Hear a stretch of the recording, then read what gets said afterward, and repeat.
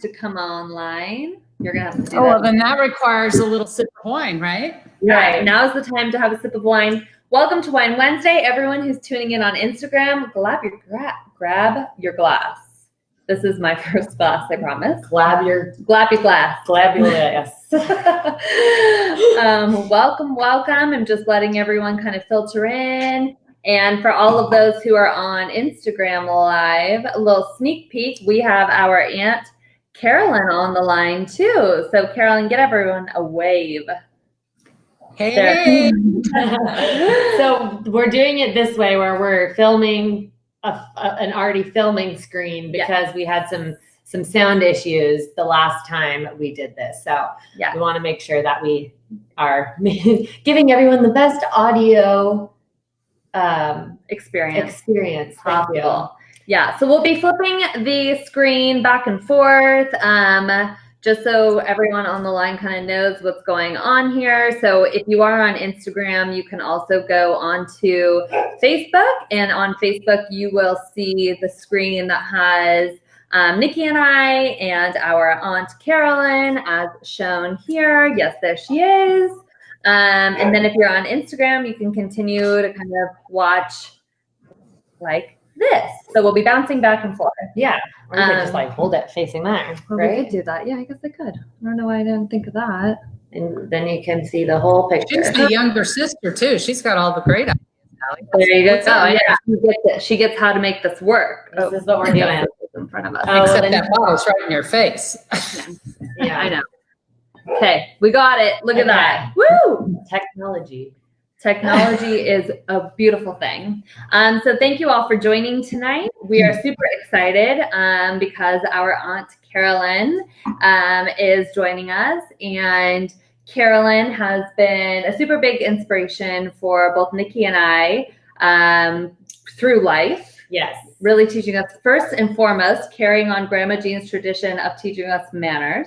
Yeah. And then also, so did our father Phil. I think it just comes with being one of Grandma Jean's children. Absolutely. And then also just being a super inspirational kind of boss lady for us to look up to. So if you're not familiar, Carolyn is our CEO at Wente Family Estates and an incredible role model. So thanks for coming on Wine Wednesday, Carolyn. Yes. And please delighted. Thanks for twisting my arm to be here. We put her in the trap. We made her do it. But please send questions in through Facebook and Instagram if you have any questions as we're going along. But yeah, in general, I just am super excited to have Carolyn joining us today because it's a lot more fun when you have people to talk to, even if it's through a computer screen. We talk to each other too much because we've been quarantined together, so we're a little sick. Hi, Joe Campese. So this is great. And I personally, Carolyn started doing walks with Jordan and I when we both started working for the family, and we would just take an hour break during our work day and just take a walk up Dry Creek, which is a beautiful area in the Livermore Valley. And I think that was some of my favorite times. So we need to start those up. I don't think I've ever gone. I need those extra 2,000 steps, 3,000 steps to make my 10 at the end of the day. We all need that. I don't think I've ever gotten a walk, so I would love that. No, you came on a little late, Aly. Yeah, so, I know I did. In the ranking of things, Jordan is the eldest of the three Philip Wente daughters, and she joined the business 5 years ago now, after working outside of the business for 6 or 7 years and getting her MBA. And then Nikki jumped in as our viticulturalist after having some experience outside of the business. And so had two of my nieces that came in. And then finally, Aly joined us in July as our brand manager for Vineyards. And so happy to have all three of Phil's daughters fully ensconced in growing the business and passionate about it. And I think one of the questions I saw, Aly fed me a few questions early on so that I would have some things in the back of my mind. But I think one of the things that the questions was, so what what's one of your key roles? And I think as a fourth generation, my two brothers and I, our key role are being stewards of the business and making sure that we're passing the business down, handing the business down in a very healthy, profitable manner to the next generation who can take it and grow it and move it on to their passions and how they view it. And so I'm super excited because there are 6 young adults in the 5th generation. I'm 4th generation. And 5 of the 6 are already back working at the winery. So that's pretty good for a 5th generation family. Where's your son? Yeah, tell us where your son is. Well, Bucky is the youngest of the 5th generation, and he's actually working for one of our distributors in Dallas, Texas, learning how to sell wine from the other side, not necessarily like the 3 of us do from the supplier side, selling into accounts or into our distributors. He's actually a distributor sales rep and has gained a little experience in the chain side of the business, calling on Walmarts and Targets and doing big displays and then doing a little bit of calling on restaurants. And now that restaurants are pretty much shut down, he's flipped back over and is selling a little wine to independent retail accounts. So he's getting a really great experience. Yeah, he is working hard too. Can't wait for him to maybe come back, or maybe he'll be an exec at Southern someday. I don't know. Yeah, there we go. Southern team. If anyone from Southern's on the line, and your favorite joke about Bucky, okay? Yeah. In the comments, his mean older cousins want to joke about him. I'm waiting for Bucky to comment something. I know he usually does watch. Mm-hmm. Oh, good. A couple times. Yeah, there's a 2-hour time difference, so it's maybe right in the middle of dinner hour. Who knows? Yeah. He's already had a glass. He could raise a glass. I see quite a few Southern Wines people commenting they're not giving him back, is what I hear. Yeah. We have a comment that Carolyn, someone would like to know your top 3 favorite Wente wines. Wente wines. Okay. So, you get asked that question a lot. What's your favorite wine? And I always say it's the glass in my hand at the time, because why not the one you're with? And so I think one of my favorites is Niki's Rosé. So Niki, tell us a little bit about this Rosé. This rosé is, I can't figure out how to do that. Yeah, I know, it's like backwards almost. Yeah. So this rosé is my baby. So as Carolyn mentioned, and we've mentioned if you've been with us before, I'm a farmer. I'm a viticulturist. A lot of what I do is just coordination and trying to make sure that we're supporting quality to go to the end product. But then I was kind of pitching an idea to do a rosé because we had talked about possibly doing a refresh on our rosé, and we somehow came to allowing me to be in charge of making a rosé and naming it after me, because Pinot Noir is my favorite variety. I love Pinot. It's so delicate, exquisite, beautiful, grape to grow, so versatile between all of the genetic variations.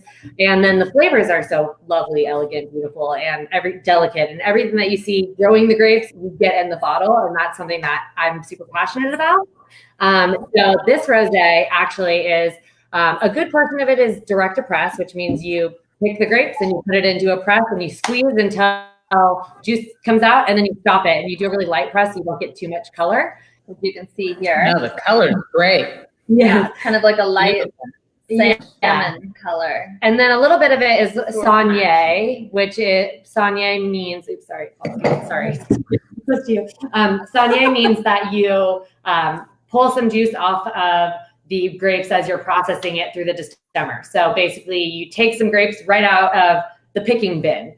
And with that, sometimes that has too much color and sometimes it has a little bit less color. And so we play with a few different picks and make a few different tanks of rosé so that you can then taste all the different tanks and pick which ones you really like. And some tanks are really tiny and some tanks are a little bit bigger. So you can pick from 7 or 8 and then blend to what you like. So what Niki's trying to tell you is that the color is really important to her. And the flavor and everything. It all has to be perfect. And I worked for Flowers, Hanaeus Vintners up in Napa and Sonoma, and I really fell in love with Flowers. And they have a beautiful light peach rosé that I really loved the flavor profile. And that was kind of an inspiration for me when I was going in. I loved the Flowers rosé. I love rosés from Provence, and I wanted to be chasing that style.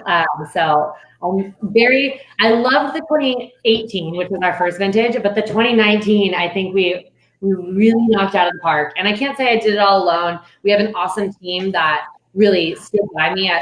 Some of my first wines I've ever made. I've made 3 vintages of wine ever in my life.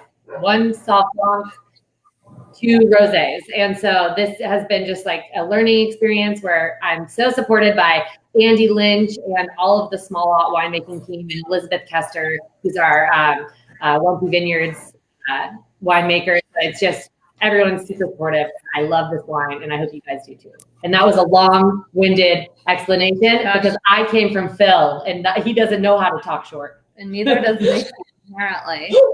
So the other 2 wines, to finish the question, Rosé is one of them because I love the balance of it, the acidity levels, and that then goes to, I know they're cracking up that I actually remembered something, you know. I was like, Niki, remember this was Carolyn's question. We're very well known for Chardonnay, right? I think when my brother Phil did the history piece, he really talked to the Wente clone of Chardonnay. So I love Chardonnays, but I love to cook. And so to me, my 2 go-to wines in terms of wine pairing with food are Sauvignon Blanc and Pinot Noir. And you hit on Pinot on more the rosé side, but also the red wine side. And I think it's the broad spectrum of flavors and true varietal characteristics that Sauvignon Blanc and Pinot have that stand up to a wide, wide variety, wide spectrum of flavors. And they can really pair with a lot of things. And the weight and the texture of those wines are usually beautifully balanced and elegant. They're not big, overpowering, buttery, oaky wines or big, heavily alcoholed, massive, chewy tannin wines. They really work well with food. So the rosé, a Sauv Blanc, and a Pinot Noir. I love it. And I just saw a question pop up on the Facebook screen. What vineyards is the Niki's rosé from? Yeah, I saw that too. It was from Helena. Hi, Helena. Hi, Helena. It is from our Arroyo Seco Riva Ranch vineyard. And this vintage was made out of Clone 667, Clone 1A, and a few other really small portions of other clones, but super fun wine. Yeah. Carolyn, I would like to know, since it was brought up, Wente wines that are your favorite, could you tell us your favorite non-Wente wine?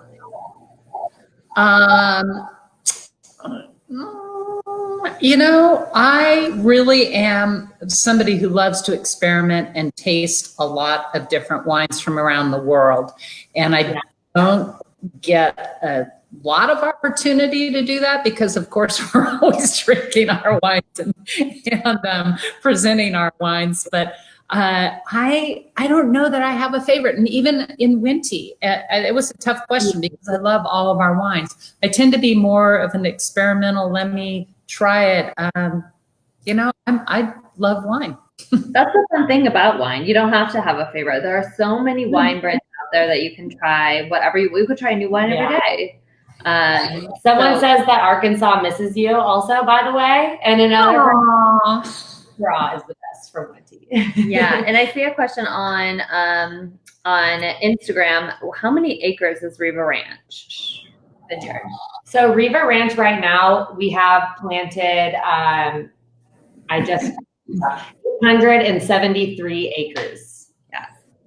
And it's an exceptional vineyard that makes exceptional wine. It is. I was just on a call with Monterey County Grape Growers Association, and one of the people on the call was like, Monterey County is a little bit different than a lot of other places. A small grower in Monterey probably has 200 acres that they're growing vineyards on, and other places, a small grower has 5 acres or something even smaller than that. So it's just an interesting place that there's a lot of farmland, not much housing compared to Napa or Sonoma or even Livermore. Really, Livermore, we have lots of housing. Yeah. But yeah, beautiful place. We do. Well, Carolyn, I definitely want to ask you questions about you now that we've had a little time to talk about the wine. So as you can probably imagine, or you might not want to admit, many people look up to you, including myself and my sister here. So can you tell us a little bit about your career and how you got to where you are and any inspirations along the way? So I grew up here in the Livermore Valley, not too far from where I'm actually sitting now, about 5 miles crow flies. And I have 2 older brothers, my oldest brother, Eric, and then my brother, Phil, who's the father of Niki and Aly, and Jordan, who's not in the, Jordan.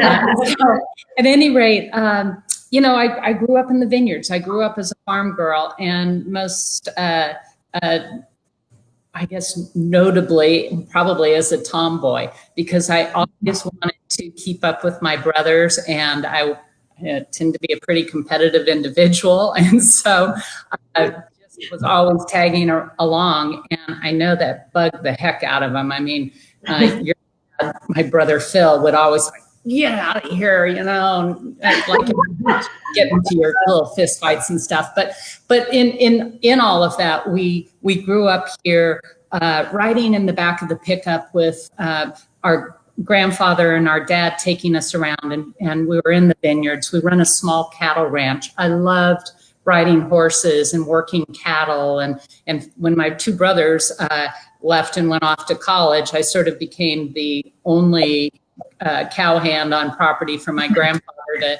tap into. And so he'd be over. If I wasn't at his house by 5:30 in the morning, he was at our house at 5:35 rousting me out. Wow. To go, feed the cattle, do whatever he wanted. And a lot of times that was before going to school. And so anyway, long story short, I always say that growing up in the business and in a family business, you have a whole nother education because of all of the conversations that go on every day and what you do, and listening to what your dad says or what your mom says about what happened that day. And truly, it's a complete college degree, whether it's about farming, whether it's about business, whether it's about cooking and entertainment and pairing wines. I mean, all of those things. So it's osmosis. So I grew up in the business. And after I graduated from high school, I went to Stanford University, telling you this long history because I was actually a history major at Stanford, and graduated with a degree in history, but they didn't have a business degree. I did a lot of econ and accounting and some computer science. And when I graduated, it's the rule that we have now was not instituted. And that rule is that the 5th generation needs to go work someplace else for 5 years after they graduate from college before they come back to the family business, if they want to come back. They don't have to. And I think when I graduated, I really felt like being the youngest in the family, being the girl, that I wanted to prove that I could stand on my own 2 feet, earn a living, and not be dependent on the family business and the silver spoon kind of thing. And not that others were like that at all either. But at any rate, so I did go work as a financial analyst, of all things, at Crocker Bank in their agricultural banking department. And so had some good experiences there. And then one day into my career, pardon? Super good experience doing that, I'm sure. Being yeah. Well, you get exposed to so many different businesses and analyzing it from an agricultural point of view. So at any rate, it was good experience outside of growing up in the wine business. So one day my brother Phil called and said, hey, we need somebody back here to run sales and marketing, and we're looking at hiring somebody, but Eric and I were wondering if you had any interest in coming back and working at the winery. And I was like, gee, what do I know about sales and marketing? And he was very cute. He goes, what do you think you've been doing your entire life? Dad brings someone home, you're cooking food, and you and mom are pairing it with wines, and you're presenting it to restaurateurs and hoteliers and retailers that are coming through. And I was like, well, I guess that's true. And you know more about the winery. So he was really a huge cheerleader for me, really throughout my career, as was my brother Eric. So that's how I came back to the winery and really just started growing our hospitality business. It wasn't called that at that point. It was about our tasting rooms, how you got people to come to the Livermore Valley and experience our wines. And so, it's kind of a little bit of on-the-job training, but we were all very entrepreneurial. And so then we began expanding and doing different things. And that's how we kind of grew the business to where it is today. So it sounds like Dad and Eric they're the ones who lassoed you back, and now look at you're standing up on their shoulders. Yeah. Well, and Mary is saying that you are also a great cook, which we know and love.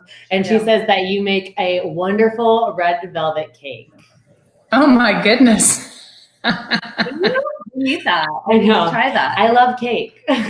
Yes, I used to make a wonderful red velvet cake. I haven't done that in a while, so I'll have to whip that recipe out again. It was one of my mom's friend's recipes that I received at some point. But yeah. So fun. Yeah, no, Carolyn is a super good cook. You've done 2 cookbooks and contributed to maybe more than that. And you have been inspiring me to cook more lately. Have you been making time for more cooking now that you've been home? Oh my gosh, I need to. Sorry, I always make time for cooking. So yes, we all eat out a lot, or did at one point. Maybe we'll be able to do that again soon. But I truly, when I get home from traveling, love to be in the kitchen. And my husband, Buck, I think sometimes it's like, gee, I've been home all week. You've been out eating all week. We're going to stay home and you're going to cook. I think he'd like to go out. But at any rate, I would prefer to just have a good meal at home. And I love to cook. Niki, and Niki's been baking baklava today. Yeah, I have. Sorry, Aly's dog is jumping on us right now. But yes, baking is what I love to do. But I love that Carolyn loves to cook. I wish that I loved cooking more. And so I'm trying. I'm really trying. I love baking, but I think it's because I like to eat the baked goods. Yeah. So, and Niki and I have been trying to do some themed nights of cooking to inspire some creativity. Yeah. So I don't know if you've been thinking that. Yeah. So at the same time, we can move to our Riva Ranch Pinot Noir, as you all can see here. I would like to know about the restaurant opening up, and I would like to know about the 100-year anniversary. So I feel like these go hand in hand. Well, so, our core business is growing grapes and making wine, right? But you have to sell wine, and or that next grape harvest comes in and we've got more wine. So I always felt that it was important to connect as many people to our lifestyle and our enjoyment of wine and food. And I think that's how we kind of got around to developing a restaurant. But once again, I will give your father credit. I think I was out of town traveling, and when I came back, he said, gee, you know what? I think we should open a restaurant at that we had just bought the Cresta Blanca winery, which was adjacent to our family's property. Yeah. It was 15 acres, a beautiful winery site. And the old hospitality house, their tasting room, wasn't really fit for a restaurant, but there were no other great restaurants in the Livermore Valley area at that time. back in the early 1980s. And so we said, yeah, why not? Why not make a destination restaurant that people want to come to and enjoy great wine and great food? So for me, what did I know about running restaurants? And that's where kind of that entrepreneurial spirit comes in.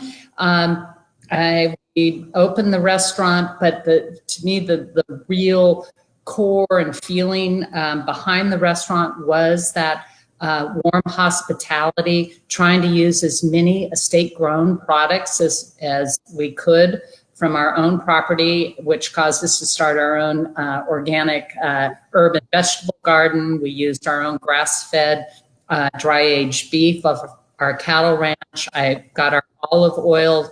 We have olive trees on the property, so we started producing extra virgin certified organic olive oil again that we used. And then began developing with our chefs some great relationships with the local growers in the area. And so the menu was fresh, changed daily based on the produce and what was coming off the land. And back in 1986, when we opened, that was kind of one of the first farm to fork concepts that was going on, and it was new. And so we experimented and we've continued to evolve it through the years. And now we no longer have a white tablecloth formal restaurant. We have a really different fun experience. It's called the Tasting Lounge, and it's much more casual. It's what today's, I think, cuisine is about and what people are looking for. And it's very wine focused too. I mean, it's all about coming in and enjoying a number of different tastes of wine with little different bites of food to just enhance and understand how flavors can be pulled from one wine or one food as you pair them. Yeah, and I think that's something that we're really looking forward to, once we are able to open back up again, and, making sure obviously that health and cleanliness are forefront in all of our minds and actions, but interested in really, approaching food and wine pairing and teaching people more. I know I drink food and eat wine every day, and I could still really not every drink food and eat wine. Did I say that? No, I meant the opposite. She's at wine now. No, I have not. I'm just kidding. So anyways, I think we can use more practice and understanding and just like how flavors work and balancing, levels of acidity. So I think it'd be really fun, and I can't wait for people to experience that again and be able to come and connect. Well, and as you said, there's no right or wrong answer to wine or food. It's all about your own personal, what do you like? What do you don't like? Some people, don't like pumpkin. Other people love pumpkin, whatever it is. Absolutely. Pumpkin spice lattes. So Carolyn, Grandma, our grandmother Jean is Carolyn's mom, and she is a force of nature. And I'm just wondering, how was she an inspiration to you, and how did she kind of like share her life motivations with you? So she really has been that North Star and that guiding light. I think for her generation, clearly a driving force. She never stopped. And I think that was instilled in my two brothers and I too. My husband often calls me the Energizer Bunny, and I'll never sit down. It's just like go, go, go. But he was too. And for me, my father's mother, my grandmother, where you guys grew up, in my brother Phil's house today. And that's about a mile from where I grew up, where our parents lived. And so the two influencers for me were my mom and my grandmother.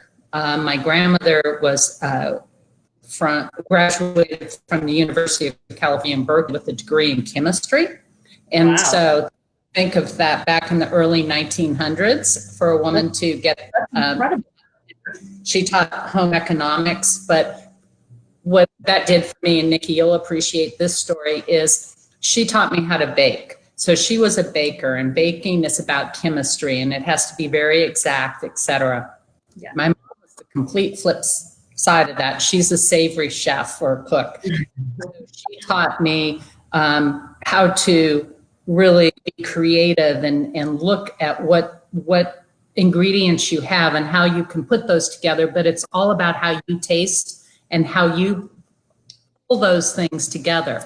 And so I had two great influencers on the food side growing up. But my mom, beyond that, in terms of just teaching me how to cook and how to think about wine and food, was really a driving force and continued to just be great support. And I have to say, my two brothers, absolutely the Rock of Gibraltar's for me too. I mean, I wouldn't be here today if it wasn't for them. No, I think we could say that about actually both Eric and you, and for sure our dad. Just kind of pouring passion and inspiration all over us growing up. I mean, I just go back to, we do like a family meeting every year. And this year we decided to do appreciations of every family member before we started the meeting, just to show everyone that we love and care about them and everything that they do for our family. And it was a mess. I couldn't even keep it together. I cried on every single person's appreciation, but there was so much emotion besides my own throughout our family. And it just kind of like goes to show you that I am a compilation of hundreds of people's of emotions. Yeah. All of these. I think it's important to note that we're not the most emotional. So special moment. Very special. You don't see emotion come out very often. Carolyn, like, stop. Carolyn, so we have a question. What are two staple wines from the Livermore Valley that someone would want to buy if they want an idea of Livermore classics? I'm sorry, repeat that again. Two Wente wines, white and a red, that are staple wines that would give someone an idea about the Livermore Valley. Absolutely. Our Morning Fog Chardonnay. I think it predominantly from the Wente clone of Chardonnay, and it was developed here in the Livermore Valley by my grandfather and my dad and my brother Phil, and now Nikki's kind of carrying on that torch. But what that Morning Fog Chardonnay is really reflects the soils and the climates here in the Livermore Valley. The fruit that's developed is very citrus, ripe apple characteristics, and it has about 50% barrel fermentation. So it's just a nice balance of oak, but the fruit really does deliver and hold up, and good acidity.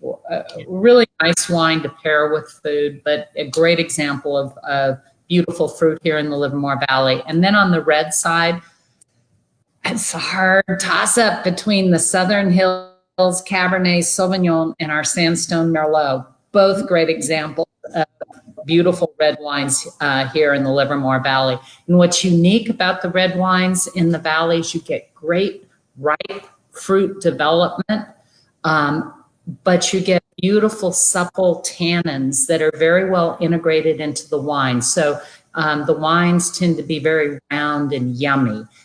They're not massive, chewy, tannic wines necessarily. There's tannin there, but they're just lovely. So those are my favorites. Sorry, it was 3, not 2. But those are good ones. So hopefully that answered your question. Yeah. And I think one last question before we release you to your evening. Well, before you say that, I was going to say Charles Wetmore Cabernet Beautiful. as the red.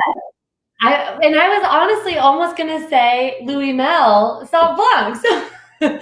So there's a lot of good ones. Just any of the wines on our website, you'll love them. Might as well get 5 if you're at it.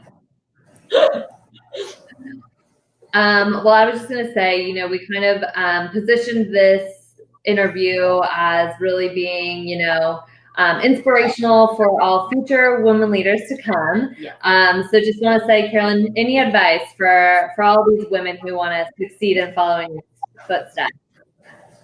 I think it's truly believe in yourself, have courage, be strong, have confidence in what you do and who you are. To me, your core values are so important, and just be true to yourself. I also think find some great mentors, some great sponsors, people who you will listen to and learn from, and be a good listener. Yep. Yeah. It's so true. And it's so important to have good role models, but most importantly, like invest in yourself, you know, take courses that you need, get the mental headspace that you need. Yeah.